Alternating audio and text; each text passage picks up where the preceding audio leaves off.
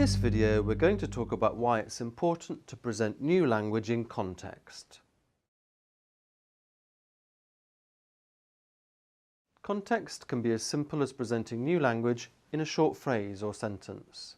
Take as an example this exercise where action verbs are presented using full sentences with pictures, and in this presentation where clothes are used to complete the speaker's descriptions.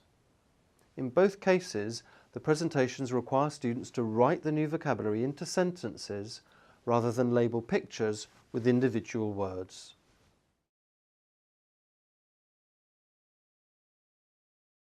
Presenting language in a context can also refer to the wider context of a presentation. For example, in this exercise, the target language is used to complete a series of comments on photos like those on Instagram or similar apps. And in this presentation, the phrases about vacation activities are presented as a series of vacation ideas on a website. Rather than simply asking students to label pictures, both of these exercises present the new language in contexts that are familiar for them. It's their reality. Context isn't limited to exercises, of course. Videos are an excellent way of contextualizing new language as they combine both an audio and a visual context to the language. And in the age of YouTube, video really appeals to teenagers. So we've talked about two types of context, but why is it important? Let's take the example of a quiz. The target language here is phrases connected with sleep. By using the illustrations to fill in the gapped sentences, the students have completed 9 statements about sleeping habits. The difference is clear between this exercise and presenting the phrases in isolation. Here, students can see exactly how the phrases are used with a familiar, known structure.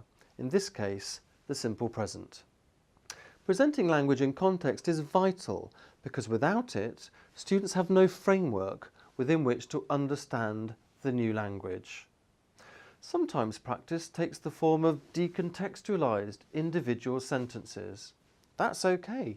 You can add context to sentences by asking students to imagine who is saying the sentences and what the situation is. Ask questions like, where's the speaker?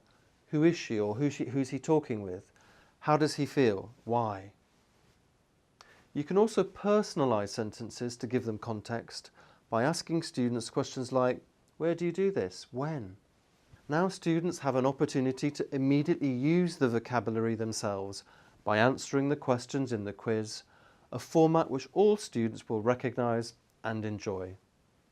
The quiz format instantly makes the language more meaningful and therefore more memorable.